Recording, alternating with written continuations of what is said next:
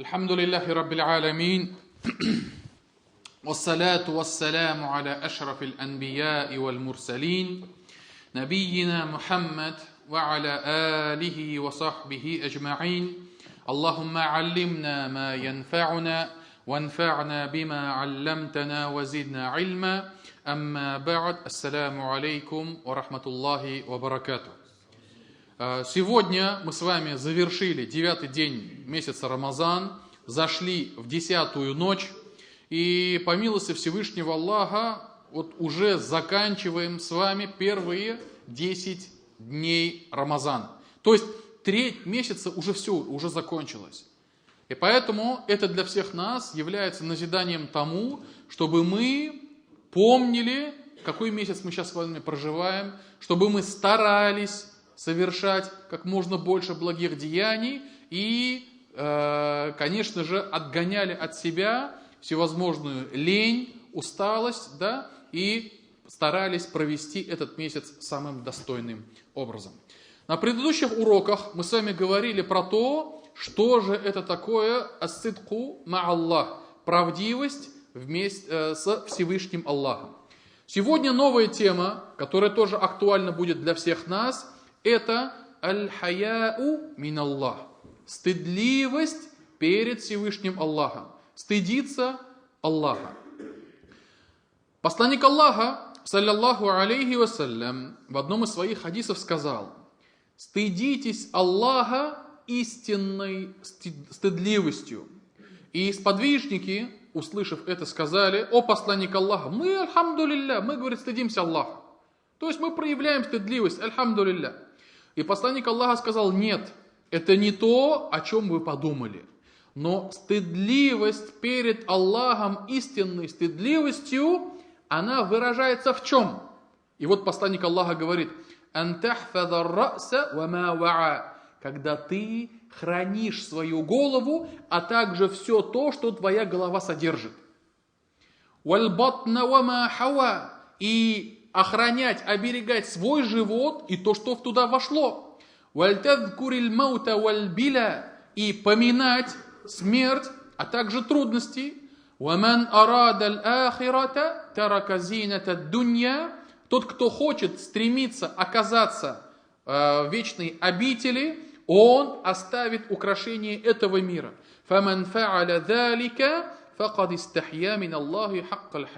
И кто это выполнит, все эти действия, он тогда действительно настоящей стыдливостью устыдился Аллаха. И вот здесь вот посланник Аллаха, саллаллаху алейхи вассалям, разъясняет нам, что же такое стыдливость. Когда он сподвижникам сказал: стыдитесь Аллаха, они сказали: мы стыдимся. Да, мы стыдимся, альхамдулилля, то есть поняли в обычном этом понимании слово стыд. Да? Однако посланник Аллаха делает тафсир, разъясняет. И он говорит, что такое стыдливость? Это когда ты оберегаешь свою голову и все, что содержит твоя голова. Голова человека из чего состоит? Она состоит из множества органов, среди которых рот, среди которых глаза, среди которых уши. Это наиболее распространенные, то есть это органы, которые наибольшую активность, которые выполняют. И субханаллах, язык человека, как основной мускул, основной орган головы, это как раз-таки тот самый орган, по причине которого люди будут брошены в огонь. То есть большинство грехов будет совершаться именно языком, не руками, не ногами, именно языком. И тот самый известный хадис, вы наверняка о нем много раз слышали, посланник Аллаха, саллаллаху алейхи ва саллям, сказал: большинство людей будут брошены в огонь только лишь потому, что они говорили, что они болтали, что приобрели их языки. И поэтому, уважаемые братья, посланник Аллаха говорит: стыдишься Аллаха, тогда оберегай свою голову, оберегай свой язык, оберегай свои глаза, оберегай свои уши от греховного. Также посланник Аллаха говорит: оберегай свой живот. Каким образом можно оберегать свой живот? Это когда человек обеспокоен тем, чем он питается. Во-первых, да? Халяль это, не халяль, дозволено, сомнительно. Вот это как раз таки является первой причиной, как нужно оберегать наш живот. И когда мы говорим про живот, про питание человека, да? Ведь каждый из созданий Всевышнего Аллаха, он должен питаться, иначе он умрет, да? От голода, от слабости, да? Нужно постоянно кушать. И как раз-таки вот еда человека может послужить причиной тому, что от этого человека Аллах Тааля отвернется. От этого человека никакого дуа не будет принято. Почему? Потому что он питался недозволенным. Он пил недозволенно. Его тело, его организм вырос, поедая недозволенное.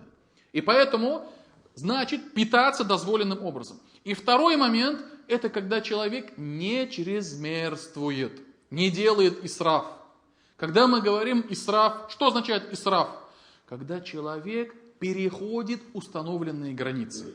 И слово исраф каждому человеку, то есть нельзя сказать, 2 буханки хлеба это исраф, 1 буханка хлеба это нормально. Да? Или там, допустим, 2 тарелки макарон это исраф, 1,5 тарелки это нормально. Нельзя сказать. Почему? Потому что у каждого человека есть свои мерки, свои рамки, и исраф это когда человек свои границы, свои рамки переступает. Вот ему, допустим, мы сейчас про еду говорим, да, исраф делать во время еды, вот ему хватает нормально 1 тарелки супа, например, там, да, а вот он все кушает, и сидит, и в итоге, да, он делает исраф. Почему? Потому что он приступил те самые границы. И поэтому ребенку хватает 1 количество, подростку другое количество, взрослому 3, и поэтому все возвращается к тому, что у каждого своя мера, и человек не должен злоупотреблять преступлением этих самых границ, не должен злоупотреблять тем, что все больше и больше объедается и объедается, да? И это может привести к тому, что он будет делать исраф. Также посланник Аллаха сказал: и поминай, говорит, смерть, и поминай проблемы, трудности. Почему? Потому что это будет напоминать человеку о том, что его жизнь она временна. Рано или поздно это закончится. Как говорил посланник Аллаха, саллаллаху алейхи вассалям, наша жизнь подобна тому, как путник, который шел в пути, остановился под деревом отдохнуть 2-3 часа, да, просто набраться сил, и опять продолжил свой путь. И поэтому наша жизнь, она скоротечна, она быстро проходит. И поминая о том, что тебе ожидает впереди, это поможет стыдиться перед Всевышним Аллахом. И посланник Аллаха завершает и говорит: тот, кто хочет ахират, пусть, говорит, оставит украсы этого мира, украшения этого мира. Не чрезмерствует, не впадает в эти украшения. И тот, кто это сделает, он устыдился Аллаха истинной стыдливостью. И в этом хадисе посланник Аллаха, саллаллаху алейхи вассалям, сам разъяснил, что же делать человеку, который стыдится Аллаха. Что должно в нем быть. И поэтому тут это не мои слова, это слова пророка, саллаллаху алейхи вассалям. Стыдливость, оберегать голову, оберегать живот, поминать о смерти, поминать о трудности, оставлять украсы этого мира. Также есть другой хадис, где тоже упоминается история про стыдливость. Однажды сообщается со слов Абу Вахида аль-Лейфи, да будет доволен им Аллах, что однажды посланник Аллаха, саллаллаху алейхи вассалям, сидел в мечети, и вокруг него люди. И вдруг в мечеть вошли 3 человек. И 2 этих человека приблизились к пророку, саллаллаху алейхи вассалям, а 3 он развернулся и ушел. И дальше эти 2 человека встали рядом с пророком, саллаллаху алейхи вассалям. И один, который стоял, увидел маленькое место рядом с пророком, саллаллаху алейхи вассалям, рядом с его кружком, да, и подошел и сел в это пустое место. А второй, он стоял и сел позади этого маджлиса, подальше от них. А 3 совсем развернулся и ушел. И после того, как посланник Аллаха, саллаллаху алейхи вассалям, закончил говорить свою речь, он сказал: не сообщить ли мне вам про этих 3 людей, которые вошли? Первый из них, он, говорит, искал приюта у Аллаха, и Аллах дал ему этот приют.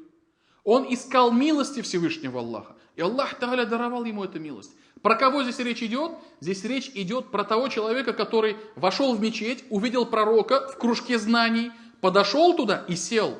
Не постеснялся, не устыдился, ничего, да? Сел рядом с ними и начал слушать. А второй, посланник Аллаха говорит, а второй он устыдился, постеснялся. И Аллах устыдился его. А третий он ушел, отвернулся и ушел. И Аллах тоже от него отвернулся. И вот эти вот слова, ученые говорят, как это вот человек устыдился, и Аллах устыдился его.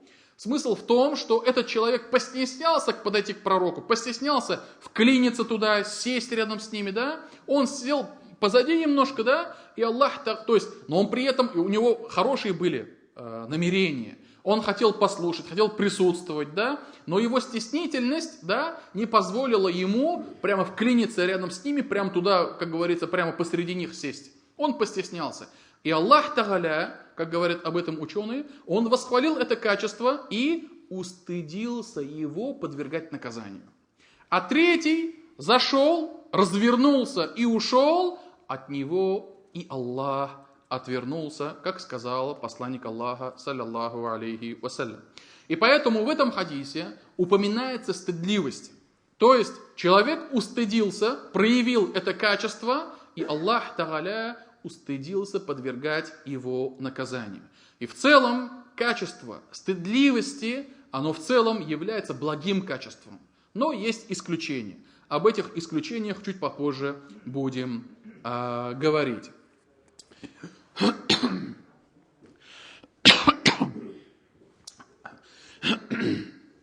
Дальше идем. Однажды один человек пришел к пророку, саллаллаху алейхи вассалям, и сказал: дай мне наставление, дай мне насихат, дай мне какие-либо слова, которых я буду придерживаться. И посланник Аллаха, саллаллаху алейхи вассалям, сказал: усика ан тастахи Аллаха азза ва джаль, кама тастахи раджулян салихан мин каумик. Я завещаю тебе стыдиться Аллаха, так же, как ты стыдишься праведного человека из числа твоих соплеменников. Вот это вот на самом деле очень такое четкое примечание от пророка, саллаллаху алейхи вассалям. Ведь, вот смотрите, да, вот, альхамдулилля, во многих культурах, во многих народах, в том числе вот и в Средней Азии, и на Кавказе, есть очень большое уважение к взрослым. Так? Есть очень большое уважение к пожилым людям, да? Альхамдулилля, оно у нас тоже есть, да, альхамдулилля. И это очень благое качество. И иногда бывает так, что когда, допустим, молодежь сидит, хихи-ха-ха, например, ну с кем не бывает, да, между собой шутят, играются, и если вдруг зайдет какой-нибудь дед, или пожилая женщина, да, они сразу замолкают. Все сидят тихо, спокойно, или же могут встать, предложить место там и так далее. Вот это вот проявляется в культуре. Также бывает тогда, когда человек, он знает то, что у него есть ошибки какие-то. Он знает то, что у него могут быть какие-то перегибы, какие-то переборы, да. Но он при этом, когда бывает с кем-то, сталкивается с кем-то, да, из праведников, он уже даже лишнего болтать боится. Вот, например, даже вот мы как хазраты, да, я не говорю, что мы праведники, да, но у людей в народе, то есть существует такое правило: хазрат янанда, особо лишнего не болтай, да, особо всякого этого не болтай. Потому что иногда некоторые хазраты бывают, они тоже особо за словами в карман не лезут и могут там как бы и по голове дать там, и что-нибудь слова какие-то такие жесткие сказать. У нас хазраты, машаллах, и некоторые иногда бывает, как говорится, палец в рот не клади, он по локоть откусит. И даже у меня вот один раз на маджлисе был такой случай, большой такой стол, как бы, да, и рядом со мной мужчины пожилого возраста, ну там 50, 60, 70 лет, а там дальше, чуть подальше молодежь. Все у вас рассказал, начали выносить еду, и что-то я задумался, то ли в телефоне, то ли еще что, да, к еде не прикасаюсь. И смотрю, что-то вот какие-то вот абайлар, которые рядом со мной сидели, никто к еде не прикасается. Я говорю: давайте бисмилля, кушайте. А у нас, говорит, так не принято. Я говорю: а что, говорю, у вас случилось? У нас, говорит, раньше в деревне, говорит, был старый мулла, хазрат, и однажды, говорит, был маджлис, и когда сидели, говорит, за маджлисом, все, он, говорит, почитал, что он, говорит, нужно было, кушать, говорит, начали. И, говорит, рядом мужчина, говорит, чуть моложе, говорит, его там на 5-10 лет, там 60 ему где-то лет, говорит, было. Этот, говорит, старый мулла ложку, говорит, берет, им по голове так бам, куда, говорит, вперед Хазрат, говорит, начал, говорит, есть, да? Успокоил его сразу. И, субханаллах, то есть, это вот существует такой код поведения, культурный код, да? Что к Хазрату уважение, и даже вот, как в этой деревне, да, даже кушать нельзя раньше, чем Хазрат там попробовал. И поэтому такие вот вещи бывают. И посланник Аллаха, саллаллаху алейхи вассалям, он напоминает нам, как ты стесняешься праведного человека, лишнего не говоришь, не болтаешь, что-то там нет, да, всегда ага, аке, там и так далее, то есть уважительно к нему относишься, вот точно так же, говорит, стыдись Аллаха. Стыдись Аллаха совершать грехи. Стыдись Аллаха совершать какие-то, говорить какие-то непотребные слова. Потому что вот ты созданий Аллаха стесняешься, то тем более ты должен стесняться Создателя, который создал эти создания. И поэтому, уважаемые братья, посланник Аллаха привел такой вот пример. И это для нас тоже такой понятливый пример, который мы должны использовать. Дальше, следующий хадис. Посланник Аллаха, саллаллаху алейхи вассалям, у него однажды спросили: о посланник Аллаха, у нас есть гаурат. Что мы можем показывать из нашего гаурата, а что нам запрещено? И посланник Аллаха сказал: «Ихфаз ауратак илля мин заужатик». Оберегай свой гаурат, не показывай его никому, кроме твоей жены. Или же то, чем ты овладел. И вот здесь вот посланник Аллаха, саллаллаху алейхи вассалям, дает нам такое правило. Во-первых, слово гаурат. Но те, которые присутствовали сегодня на Джумга, я, по-моему, говорил и про гаурат тоже, да, то, что у него бывает два смысла. Обширный большой смысл – это срамные места человека. То есть, что я должен закрывать и не показывать никому. У мужчин этот гаурат в ханафитском масхабе, по мнению большинства ученых, это все, что ниже пупка, включительно, да? Нет, все, что ниже пупка и до колен включительно. Вот это нельзя никому показывать. И при этом нельзя никому показывать по своей воле. На улице, в бассейне, в бане, дома, с родственниками, с детьми. Это гаурат. Никому нельзя показывать. И посланник Аллаха, саллаллаху алейхи ва саллям, говорил, Али ибн Абу Талибу сказал: и не смотри на бедро. Вот это вот называется бедро. Фахд по-арабски называется. Фахд, да? Бедро – это вот кость, которая начинается отсюда и заканчивается коленом. Посланник Аллаха говорит: не смотри на бедро живого или мертвого. То есть не смотри на бедро живого человека или покойника. Когда ты моешь покойника, да, нельзя смотреть на его гаурат. И таким образом мы, мужчины, мусульмане, мы обязаны скрывать эту часть нашего тела ото всех, и в том числе и в бане.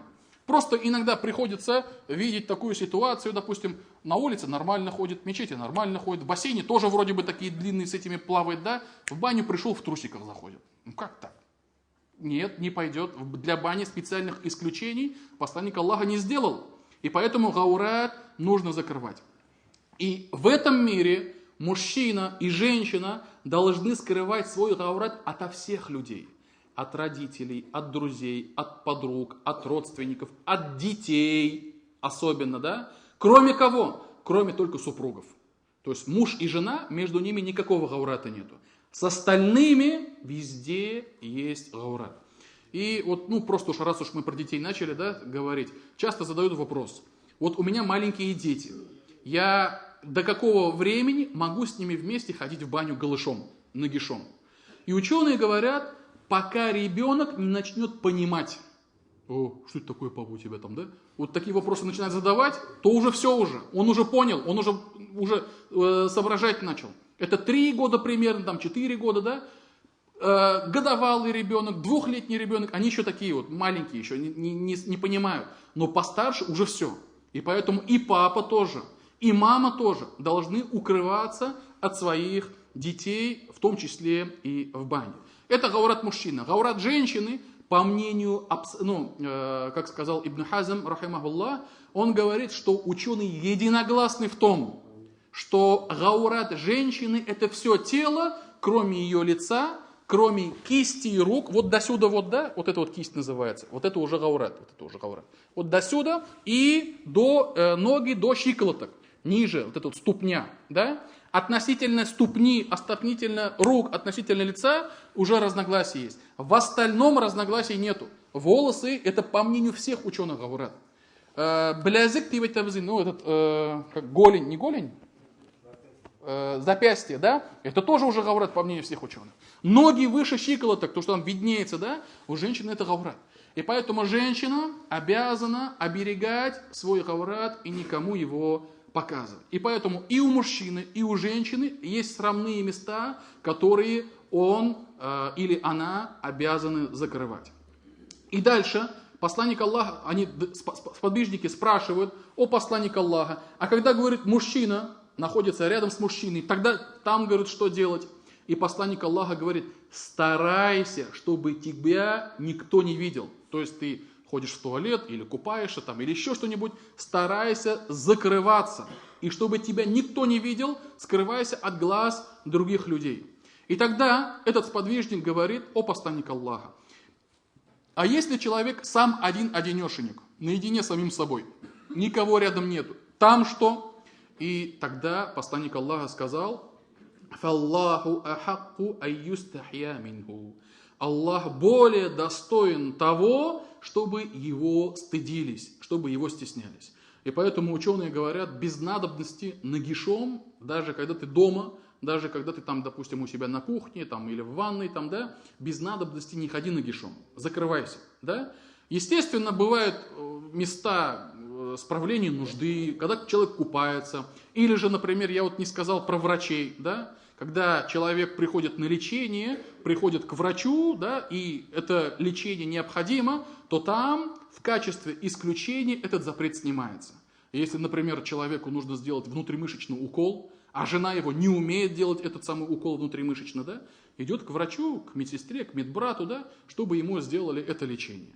Или же какие-то там, допустим, другие там специалисты, да. Вот в этом случае и для мужчин, и для женщин этот запрет снимается по причине крайне вынужденной обстановки, ситуации.